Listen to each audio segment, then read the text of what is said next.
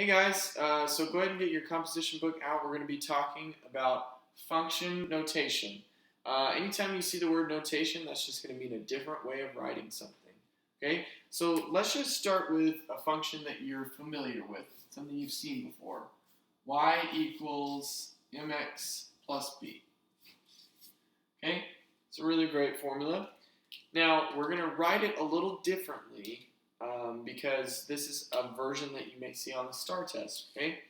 Function notation just changes the y to f of x. So that is f and then open parentheses, x, close parentheses, equals, and nothing changes over here. Okay? So you're just replacing the y with f of x, all right? Now, I will say before I get into how all this works, it doesn't necessarily have to be f of x. That's the most common one. But this could just as easily be g of x or k of x. Pick any letter you like, okay? And that can go here. All right? Now, here is why we learn function notation. All right, so I'm going to give you a function. Let's draw a line and pick a different color. All right, so we're going to use the function f of x. So this is just like y equals, right? 3x plus 2. Okay? Now, when you have problems with function notation, you'll be given something like, you'll be told something like, evaluate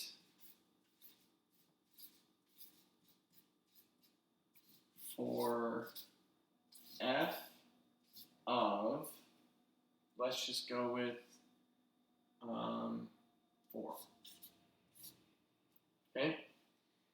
So as you can see, this is very similar to what we have written here, f of x, except the difference is we've got a 4 here instead of the x, okay? And that's deliberate. You're being told to replace the x with a 4 when it's written like this. So this 4 is replacing the x here, so that's exactly what we're going to write here. So we're going to rewrite this whole thing, and anytime we see an x, we're going to put a 4. All right, so f of 4, which is what we're trying to evaluate, equals 3 times 4, because that was an x here, plus 2. All right? Now, if you do 3 times 4 and add 2, you're going to get 14, right? So we got 14 equals f of 4. And that's it. That is all function notation is about, okay? All right, so let's look at another example of how this could possibly go. So we're going to be looking at g of x, okay? And don't let the different letters freak you out. This is still y equals. It means the same thing, all right? And just because it's g doesn't change anything about how all this works, all right? So we're using g of x for this one. And we're going to say something like negative 6x plus 1. All right, nothing too crazy. Okay, we're going to evaluate this one for the number. What did we evaluate the last one? We'll do 2. So g of 2.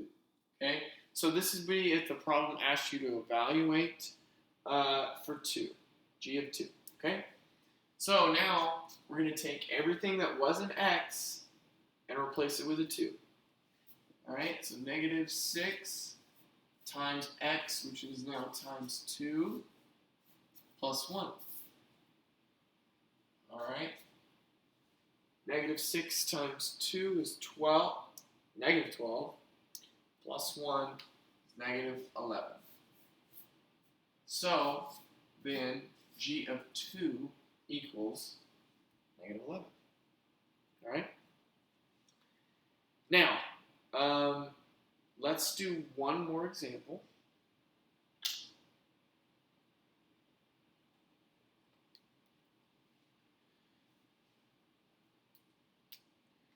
This next example, I'm going to include a fraction, okay?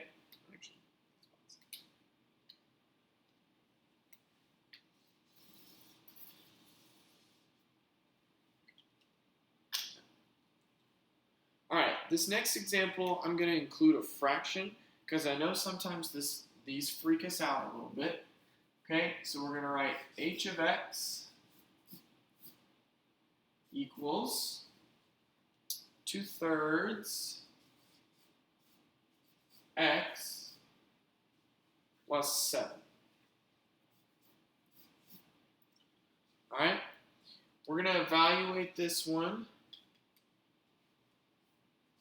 H of 9. All right, so what do? We replace everything that was an x with a 9. So we've got 2/3 times x, which is now times 9, plus 7. Okay? Now, I know sometimes you can look at this and you see 2/3 times 9. That's weird. I don't know what to do.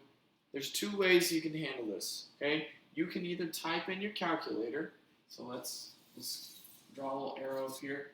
You can either type in parentheses 2 divided by 3 and then times 9. If you type this in your calculator, that'll give you this fraction times this number. Okay? Or you can multiply 9 by the top number. So 9 times 2 is 18. And then put that over 3. So 18 divided by 3 gives us 6. So this becomes 6 plus 7. And then 6 plus 7 gives us 13. Okay, so h of 9 equals 13. Another thing you'll see with function notation is they'll give you two different functions. So let's do that real quick. Let's write k of x equals negative 5x minus 2. Okay? And then let's do, I don't know, t of x equals 1/2 x plus 10. I don't know. I'm just making this up. So then the question will ask you, what is k of 4 plus t of 8? Ooh, okay, I know this looks weird, but it's really simple. Okay, it wants you to add these two things together. So we need to figure out what the first one is, figure out what the second one is, and then add them together. Not a big deal. So let's start with the k of 4. All right. So this is our k of x up here. So if we're going to do k of 4, we got to replace every x in here with a 4. So we got negative 5 times 4 minus 2. All right. Negative 5 times 4 gives us negative 20. Minus 2 is negative 22. All right. Then it says t of 8. Okay, so let's do t of 8 equals 1/2 times 8 plus 10. All right. Half of 8 is 4, so 1/2 times 8 is 4. Plus 10, we get 14. All right? So now we know that k of 4 equals negative 22, so we'll rewrite this here. we get confused. K of 4 equals negative 22. And then T of 8 is 14. So the original problem was K of 4 plus T of 8. So K of 4, negative 22, plus T of 8, which is 14.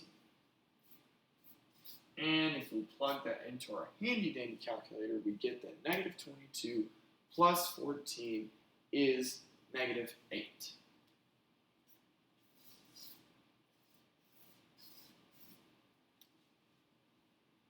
All right, last thing on function notation. If you remember, we were dealing with something called domain and range previously. So the domain, let's write ourselves a little reminder. Domain referred to the x values.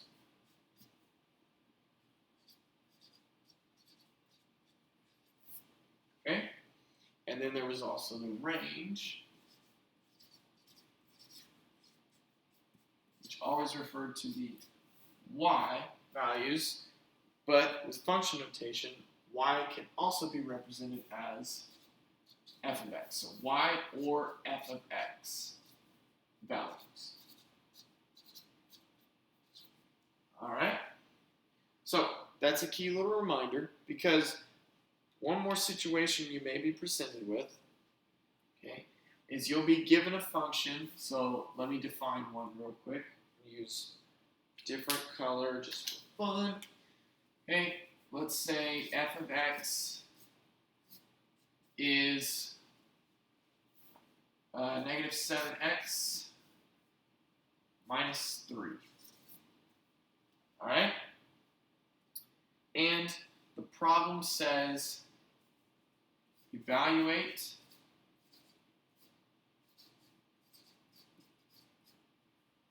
for domain, and it's got a colon, and it's going to give us a domain. All right? So it'll say something like negative 3, 0, and positive 2. Something like that. Okay? Since it's giving us a domain, these are all x values, right? It wants us to plug in each of these and figure out what the range is that corresponds with this. So, first thing we're going to do is f of negative 3. Okay, so let's write that. F of negative 3. So if we replace every x value in here with negative 3, what are we going to get? Well, negative 7 times negative 3 gives us a positive 21, right? 7 times 3 is 21, and you've got a negative times a negative. That makes it positive. So positive 21 minus 3 is 18. So we know that f of negative 3 is 18. Okay? Let's do the next one. F of 0. Okay? So now we're going to plug in 0 for all these values. Right? Negative 7 times 0 is 0. Minus 3 is negative 3. Alright? Normally you don't have to do this in your head. I'm just trying to save us time and space. Okay? Last one. F of 2. Negative 7 times 2 is negative 14. Minus 3 is negative 17. So then, the range that corresponds with this domain for this function, so we'll go ahead and write this in a different color. Range